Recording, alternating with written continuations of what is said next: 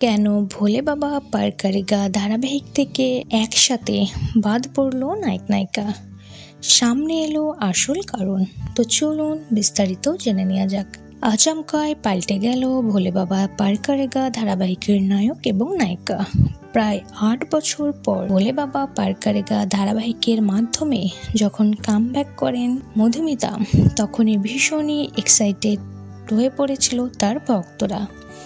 দর্শকরা ভেবেছিল নীল মধুমিতার জুটি টিআরপিতে ধামাকা করবে, কিন্তু এমনটা হয়নি। নীল মধুমিতার জুটি খুব একটা জনপ্রিয়তা পায়নি।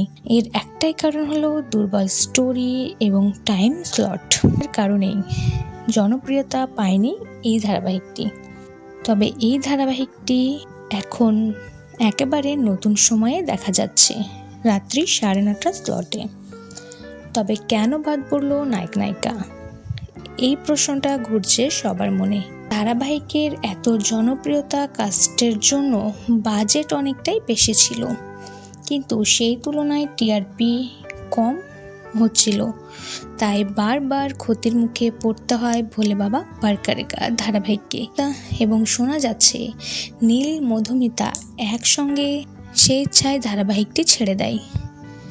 তো বন্ধুরা, আপনাদের এই বিষয়ে কোনো মন্তব্য থাকলে অবশ্যই কমেন্ট করে জানাবেন। ভিডিওটি ভালো লাগলে একটি লাইক করবেন, চ্যানেলটি সাবস্ক্রাইব করে পাশে থাকবেন।